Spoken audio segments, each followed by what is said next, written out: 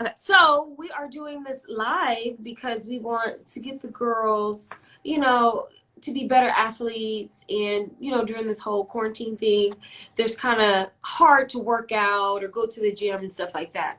So that's why you are here. And I'm going to let you introduce yourself to Okay. our live and we'll go from there. Yes? Yes. So hi Okay, here everyone. we go. You go, girl. Yes, hi everyone. I'm Lindsay Hazard. I'm a dietitian. I own my own business called Cherish Nutrition, where I work with young and teen athletes to help them gain that competitive advantage through nutrition. So when an athlete comes to me, they normally have a goal like, oh, like I want to be stronger, more powerful on the volleyball court. So we'll work together and come up with a nutrition plan to help them like meet those needs. So that way they have more energy, they're recovering faster, not getting injured, all of that fun stuff. But we try to make it as simple and work it within their lifestyle as possible. Yes, that's awesome. So if y'all have any questions during this live, just put it down in the comment section and then Lindsay or I will answer them for you. Okay, so first question, Linz. Yes. What about at home? What should the girls be doing? The gyms are not open. Some volleyball facilities are not open as well. So how can the girls, stay active and what things can they eat?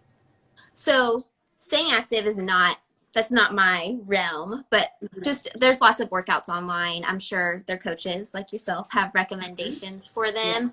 For as far as like eating at home goes, just balancing, I have like a performance plate thing. So balancing that with your training. And so I can just talk about that now. Okay, yes. So I had to write them backwards so they'll show up right. But so on easy days, so like days you're like working out less than an hour, just real low intensity, or you're not doing anything, like build your plates like this. Okay, yeah. So you want half of it color, so half of it fruits and vegetables. Okay. A quarter of it protein, so protein sources like chicken, beef, ground turkey, all of that, your meats go here, and then carbohydrates, so like rice, potatoes, and bread go right here. And so easy days, like, or days off, like make your plate look more like this. So basically it just means like eating more vegetables and fruits. Since you're not expending that energy, you don't need to eat as many carbs. Awesome. And I didn't mean to cut you off. Yeah, would this still apply? Because we have long weekends and that's tournament days. Yes. So usually our tournaments are 2 days, a Saturday and a Sunday, and they're very long days. And so is that kind of the things the girls should be incorporating? Or you have a different one? So for tournament days, you'd want to eat off this plate. And so this is a hard day plate. And so hard days, you want half your plate to be carbohydrates, the same quarter to be protein, because we need protein. We need to eat it all throughout the day to keep our muscles in the state of building and repairing. And then that other quarter be color, so your fruits and vegetables, so you're still getting in those micronutrients, but you need more carbs here because you're expending more energy. Ah, okay. So tournament days, I would eat that plate, like eat this the night before. Eat it like the morning of, if you have enough time to have a full meal. I know those schedules are kind of crazy. So if you have time to have a full meal, like you have a 3-hour break, model it off after that plate too. But if you don't, just lots of carb heavy snacks throughout the day. Gotcha. And I'm glad that you said that if you don't have enough time, because I know girls, before we do the tournament, either they have a morning wave or afternoon wave. If you have a morning wave, your first game starts around about like 7 or 8 o'clock in the morning. And so the girls, they, hardly eat. They'll maybe eat a granola bar or eat maybe a cup of fruit or something like that. What should they eat? A big meal? What kind of meals should they eat before an actual full tournament? Ideally, you'd want to eat a meal beforehand. Like a 7 a.m. start, that would mean you'd have to like eat at 4. So that's not, that's probably not going to happen. Like most kids aren't going to be dedicated enough, or like they need more sleep to wake up at 4. So then I would try to eat like a mini meal. So really like carbs, like even a peanut butter and jelly sandwich is perfect here, or like some frozen waffles, work with like some peanut butter, work well. English muffin with peanut butter, banana. So stuff like that. Like, so peanut butter has like a little bit of protein and fat to like, so that they're not starving by the time it's game time, but it's mostly carbohydrates. Got it. Oh, that's really good. And then what about during when we have like, downtime, we have downtime, a small downtime during the tournament. What kind of beverages should they be putting in? I know Gatorade, they're huge on Gatorade, but Gatorade has a lot of sugar in it. So should we put Gatorade? What should we be drinking and what should we be eating? Yeah, so for tournaments, that Gatorade is good because the sugars in Gatorade, you're replenishing the sugar. Like, so your muscles store your carbohydrates. And so when you're playing in a tournament, you're using all of those energy stores. So we really need to replace those stores. So the carbs found in sports drinks are super easy to digest. So they're great. Like, they're great on tournament days. Like those applesauce pouches are really good. Yes. PB&J, it's like my favorite athlete food. Yeah. Those are good there. Dried fruit, graham crackers, pretzels are all like when you have like those quick breaks. If you have longer breaks, things like yogurt to get in a little bit more protein, having like a cheese stick with some pretzels just to get in a little protein to help keep you full, because carbs just don't keep you full. They digest really quickly, which is why they're great like if you have like 30 minutes between games. Right. Yes. Okay, good. And so what can you say, because I already know, and I always tell my girls this, but for some reason they don't want to listen to me. So I guess they need to hear it from a different, point of view. So those tournaments, they have concession stands, and in those concession stands they have nachos and they have chili cheese dogs and all this junk food that you don't need to put in your body because you're about to play another game.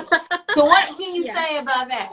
Well, I can say that I distinctly remember when I ate chili cheese fries before track practice, like way back in the day, and we had mile repeats, and I have never felt so terrible. So chili, like nachos, like chili, all that stuff is pretty high in fat. So when you're playing in sports, like your fat is just going to sit like a brick in your stomach because your body is just not going to be able to digest it while you're like moving and you're active, or all your blood's going to be in your stomach, like working on digesting that, basically that fatty food you just ate, and then it's not going to be in your muscles, so it's not going to be in your arms and your legs where you need it to win a game. So I would really, it stinks, like the concession stands are meant for like the people watching the games, not the people playing in the games. Exactly. So my athletes, I'm big like into like just making their cooler as part of their equipment, and like packing a lunchbox full of snacks and meals to get them through. Right. Yes, so I have a whole post about that on my blog. I have like a list of things to pack for. Yes, and then we're gonna post this down here so they can follow you and they can learn more about you. Yes. So I'm gonna put this down here. But do we have any questions? If you have any questions, please jot them in the comment because we want to answer. What have you been telling the girls to do while they're at home training? Well, definitely stay fit. Okay. Find someone. I know it's kind of hard, especially, schools are not open, they don't really have a lot of physical fitness that they can do, but there's stuff that you can do at home. 10 minutes, 15 minutes goes a long way. And I know they're always on YouTube. YouTube has so many resources for just small things, 10 minutes of abs, go out. I try to go outside, but safely. Stay distant from people, go around your neighborhood, run, do stuff inside that you can stay fit. You don't have to have a weight room. You don't have to have a volleyball court. You don't have to have a volleyball to do volleyball, things and stuff like that. So I'm very big on them. Hey, you have to stay fit because we never know when they say, hey, it's our time to get back on the court. And so if we're not in full shape, we're not going to be able to, have stamina for that long period of time. So that's been a big issue. Another issue we have, the girls, or say girls because we do have some guys on here. So just say the athletes. Hi guys. Yeah, right. The athletes, they have long schedules. So before this whole quarantine, they have school, and then some people have, extracurricular, we got homework. So, and we got practice, 3 days out of the week. So how do we manage, and what can we do to have good meals? That's a great that whole program. How do we do that? So this is like one of my biggest tips is eat breakfast, you guys. Like, you have to start your day with breakfast. It's pretty much impossible for an athlete to hit their nutrient needs if they're not eating breakfast. I talk to so many athletes. This is a huge thing, like not eating breakfast. And so getting up 5 minutes earlier to like throw something in the microwave, to even pour yourself a bowl of cereal with milk, have a banana with it, then you're getting in protein from milk, carbs from milk and cereal, color from that banana. So you're making a whole meal really quickly. Then once you get to school, for athletes, it's really important to eat every 3 to 4 hours. So looking at your school schedule, like when do you wake up? So have a meal when you wake up.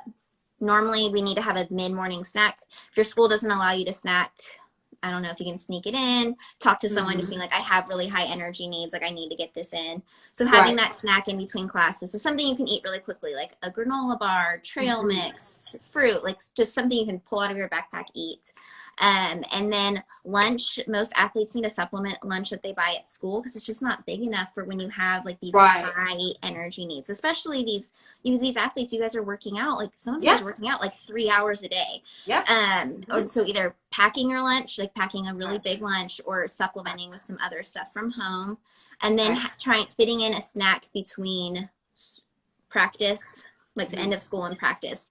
So if you don't have very much time, just doing like a quick carb snack and then having a good recovery snack afterwards. If you have like an hour, 2 hours, getting in like a good carb protein snack. And then obviously having dinner, and some athletes need to have an after dinner snack. So that's it's a like good eating one. Is like it's just a whole nother component to being an athlete, but to like get to reap the full benefits of your training, like your nutrition needs to match. Gotcha. And then Miss Ashley, I see your question. Yes. Miss Ashley, her daughter plays on 11 Mini, and we're going to answer your question in a few minutes. Yeah. But before that, you talked about getting a meal at dinner time. And so usually practice, they kind of end pretty late, around like 8, sometimes 9 o'clock. So getting home, mom and dad off of work, mom, and dad are tired. It's hard. Athlete is tired. So how can we minimize going to a Chick-fil-A, or minimize going to, a fast food instead of, going home? That's a great question. So if anyone wants to look at my Instagram feed, I have like some like quick fuel. And so I have some quick meal ideas that people can reference, but crock pot meals are great, because then it's ready when you get home. Rotisserie chickens, super easy, feeds everyone, like some microwavable rice, some frozen vegetables, or a back salad, you've got a meal. On the weekends, when you're making dinner, doubling it and being able to eat leftovers later in the week. I'm a big proponent of freezer cooking. So like I'll make big batches of soup, of stuffed peppers, and I'll put them in our freezer so that when we have busy nights, like you just pull it out. There are ways you can still feel well by eating at restaurants. It's just like making those choices to like fit those performance plates we talked about. So having a good protein, having carbohydrates, because you need those to recover, to have energy the next day, and then you have that color. So having some fruits and vegetables so that your body can unlock the energy, unlock the protein, and utilize everything. That's a good one. Good. Yes, it is hard. But that's something we come up with solutions to this when I meet one-on-one with athletes and their families. Good. Okay, so Miss Ashley says, what to eat after a tournament, especially when you have to wake up the next morning or for 2 days. So I guess you kind of harped on that. I guess you want to recap what you said. Yeah, so after tournaments, I'm guessing you're talking like in between like the 2 days. Yes. So you really want to do that hard day plate. So let's say you're going to Olive Garden. So getting pasta with like a meatball or chicken and like marinara sauce and a side salad. That would fit that plate. You're going to a Mexican restaurant, get fajitas with some rice and a side salad or a side of like grilled vegetables. Just figuring out how to basically fill your slots. It's just really, really important to make sure you're getting in those carbs. Like low carb diet should not be in an athlete's vocabulary. We really need to be getting in those carbs and that protein afterwards so that your body can start recovering and be ready for the next day of tournaments, because the team that's recovering better is probably going to play better the next day. You got it, girl. That's right. Okay, and so what can we say if an athlete asks, hey, do I have to be on a diet? Can I eat fast food? Do I have to eat strictly these meals every single day? Like, what do you say to an athlete that is asking about a diet? So I always like to tell athletes, when you come work with me, I'm never going to say, let's eat chicken breasts, broccoli, and brown rice for every meal. No, like I am a big proponent of still having your favorite foods, like figuring out where fast food fits. So like I would never, I wouldn't want them going to Chick-fil-A the night before a big game, because we don't want like all those greasy fries, that greasy chicken in our stomach the night before we're supposed to perform at our highest level. But let's get Chick-fil-A after the tournament, after the tournament's over. Like that's appropriate. Like just figuring out when we can fit that in. I like, always promise athletes, I will never make you give up your favorite foods. We're just going to figure out where you eat them. And most of the athletes I work with honestly need to be eating more than cutting stuff out of their diet. So we always talk about adding things in rather than taking things away. Things out. Oh, okay, got it. Yeah. Okay, and the next one, let's see if I have another question. Okay, no, another question. Okay, what about the athletes that, you know, are injured, you know, or coming off of an injury? How can they, what can they have in their diet? Because they're not really getting that physical fitness just because they're, you know, coming from a recovery of an injury. So what kind of, you know, things do they need to be eating?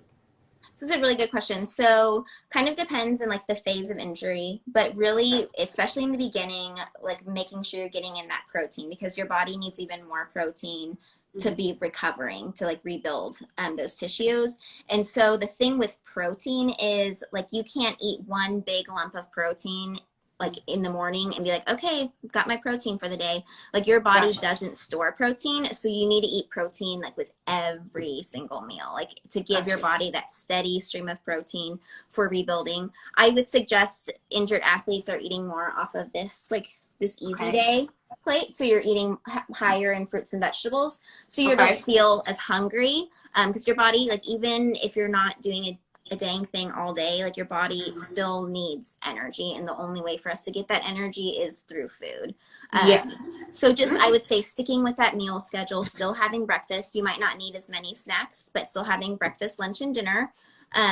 Because if you deprive yourself, you don't eat all morning, don't eat lunch, and then by the time it gets to dinner, you're going to be crazy. And so like the best way for your body to be in a recovery mode, to recover from that injury, is to be feeding it and just really focus on those good sources of protein.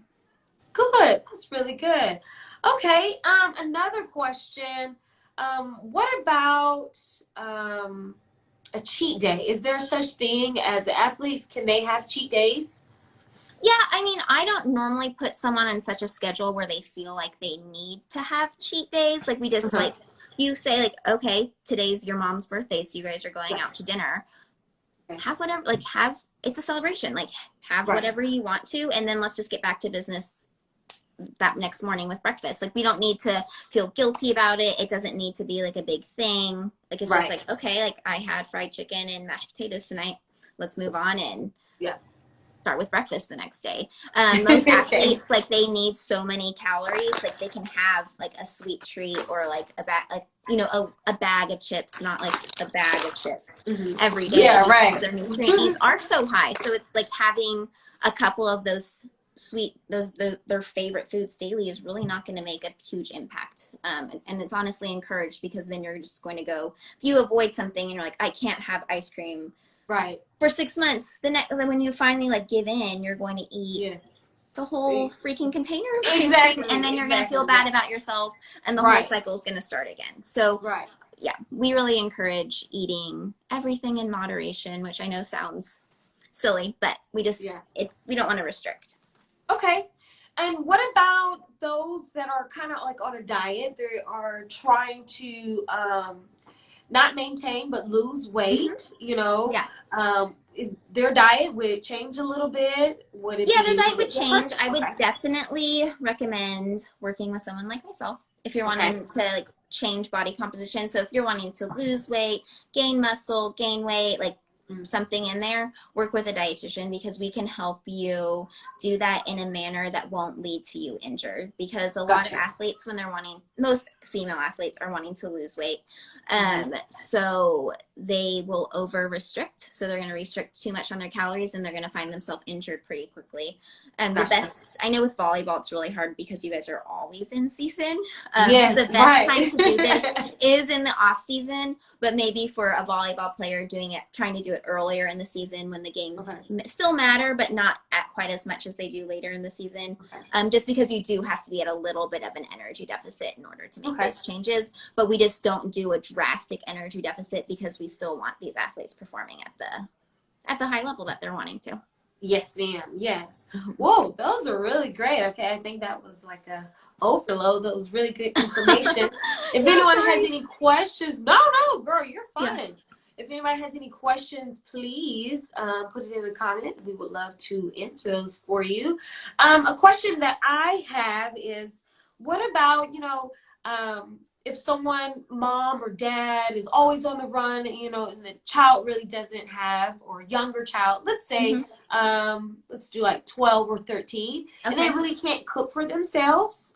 So how are they to stay on a right diet? What can they do? What kind of snacks or food they can eat? Well, I would challenge the fact that they can't cook, because a 12 or 13-year-old is definitely capable of doing some things in the kitchen. Like they can make scrambled eggs, they can make a cheese sandwich, they can reheat something from the freezer.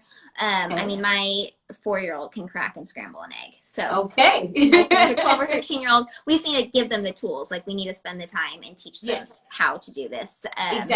But yeah, so doing things like grilled cheese, or making a sandwich, or making eggs. Eggs are one of my favorite things. They're like cheap, they're super easy. Super easy. Eggs, toast, and some fruit, and you've hit all of the little areas of your plate. You've got eggs in your protein, toast in your carbs, fruit in your color. So just making it easy. And then or you just leave a thing of leftovers for them in the fridge, and they can pop it in the microwave, and you're good to go. Peanut butter and jelly. It's always a good one. Super easy. That's really good. Yes. Okay. A big one. Energy drinks. I see them a lot. So what do you think about those? I am not the biggest fan of those, especially for teenagers. They just have a lot more caffeine than like a cup of coffee would, or a soda would. I also, the NCAA bans caffeine at a certain level. And so just practicing that now when you're not at the college level is probably a good idea. So I'm not a big proponent of those energy drinks. Good, me either. I'm like, let's get it from food and sleeping. I see our athletes, they bring them in, they're like, oh, I need this for energy. I'm like, oh my gosh, you're going to crash in about like 5 minutes. Yeah. And so speaking of caffeine, what about Starbucks? Starbucks is a really big one. I see the athletes drink. Is that a harm? Is that yes, no, good, moderation? I would say moderation, because most teenagers, just from what I've witnessed, are not just drinking a cup of coffee. They're getting like the frou-frou drink. So there's just a lot of sugar in them. There's a ton of sugar in some of those drinks. Yeah. So some good options would be like, when you order it like half sweetened, and then they'll put like half the syrups in there, and it will still have that sweet taste without being a sugar overload. The caffeine, as long as they're not getting like the giant, like the Trente or the Venti or whatever. I would just, let's get like a grande and move on. But not an everyday thing would probably be my suggestion, unless like they really, I don't know if teenagers drink. Most of the ones I work with don't drink coffee, but if they just drink a cup of coffee in the morning, that's fine. But let's just stick with moderation for that. Got you. And what about maybe double sports? Some athletes, they play, double sports. So what if they are coming, say, hey, I got school, after school, I have basketball. Right after basketball, I got to go to club volleyball. So how can we sneak in a snack, a meal? What can we do between those times? So a big thing for these athletes, because I work with a lot of ones who they go to like their performance gym and work out there, and then they have their club practices and their school practices. So you have to be prepared. There's just no winging it. So like making sure, like if you're eating a bar between them, that you have those bars on hand. Like if you're like, I'm gonna eat peanut butter and jelly between all of my practices, make a bunch of them Sunday night, throw them in the freezer and grab them as you're walking out the door. Just packaging everything up so you can just grab it and go.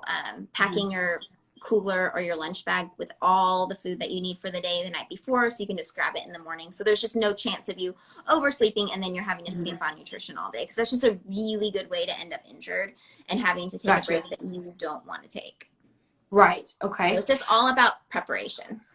Preparation. That's really good one. Yeah. Got to plan and prepare. I think that's going to be a tough one for a lot of people. Yeah. What about protein shakes? Mm-hmm. You know, those, I guess, weight gainers or just, you know, protein shakes what do you think about those? So I think their protein is great for convenience. So it's a great convenience tool. Like you need protein and you like don't have a way to really carry any with you, like having that powder and the water and boom, you got your protein. The only thing one is they probably don't need a full serving. At most, I would say most athletes would need like 20 grams of protein after practice for recovery, but then you also need to be getting in those carbohydrates because carbohydrates are just as important as protein for recovery. So your protein drink probably only has protein in it. So figuring out where those carbs are going to come into. And that's the thing, like I don't love athletes having protein powder all the time because when you eat something like chicken or steak, there's other like vitamins and minerals in there where with protein powder, there's not necessarily those in there. So just remembering that you get other things from your food than just like the one macronutrient. Very good. I like that. Vitamins. I think are a big one in I don't think the young athletes, I don't think they take a lot of vitamins. So what kind of vitamins do you recommend you know, athletes taking? Yeah, that's pretty individualized. So I'll go over when I work with an athlete, I have them fill out or their parents fill out a 3-day food log so I can see what an athlete is currently doing, what they're currently eating, and I will figure out where there's some nutrient gaps. So like maybe they're not doing any dairy, so we're not getting any calcium or vitamin D. Well, then we need a supplement with that until we've altered our diet where we're actually getting that in. I would say a big thing most athletes are probably deficient in is vitamin D because most people are deficient in vitamin D, but that's like the big one I can think of. With girls, with especially teen girls, iron, but you don't want to just start supplementing with iron because it could have negative effects. So like I look over diet logs and kind of get a good feel for and ask some questions for what an athlete's doing, like where those gaps are and where we can fill it. Okay, very cool. I like this. Oh wow, I'm learning a lot of stuff too. I am. Yes. Let's see, sleep. How much sleep? Okay, you know, they're all playing, got games. Sleep is a very big one because the athletes, they come into the gym, they're like, oh, I'm tired, I'm fatigued. You know, you have this practice that you have 2-hour practice and then you have a 1-hour fitness session. So what do you think about sleep? I think sleep is really important. It should be a huge priority. I was reading some studies the other day that was basically saying like the amount of sleep you get is like your biggest indicator on if you're going to end up injured or not. So like athletes getting less than 8 hours of sleep are more likely to get injured than the athletes getting more than 8 hours of sleep. Just sleep. So I know it's hard, like, and you guys are super, super busy, but think about how much time you're spending on that phone, spending on YouTube, and just think of your goals. Like, if your goals are to, like, be the best athlete you can be, like, you want to play in college, then maybe we need to make sleep more of a priority. So just remembering what your goals are and moving on from there. Okay, and so in the quarantine situation, sleep, is that too much sleep? Can that be bad for an athlete? So I'm not a sleep expert, but what I will say is bad from what I have noticed is the sleeping till like 11, 12 o'clock. So then you like wake up, you don't eat, so you don't really eat. You maybe have a snack before dinner, then you have dinner, and then you're eating a bunch of junk food before you go to bed. Like, that's not going to make you a better athlete. So one of my big tips for athletes during this quarantine time is like set a regular schedule. Like you don't need to wake up at 6 o'clock like you were for school before, but let's start our day at like 9 o'clock. Let's get up, have breakfast, because I want you guys to be able to get your nutrients in. So let's get up at a normal time, have a normal breakfast, then have normal lunch. It's a good way to keep you in check for getting your training in, for getting your schoolwork done, and just for not doing like all these crazy night owl things. Yes. So well, that's good. That's really good. Well, Miss Lindsay, I think you really hit a lot of good points. Let me see if any other questions. I don't see any in here. Really good points about our athletes. I just think dieting is a really big thing. It plays a really big part of, you know, if a athlete is going to be successful on the court or not. So any other pointers, any other things that you want to point out during this quarantine and how to stay healthy, you know, things that we can improve on during this time? Yes, I would say hydrate. So drink your water when you're at home. I know I've noticed that since I'm home all the time, I haven't been great about drinking water because I don't know, I'm just not like carrying it around with me. So making sure you're hydrating.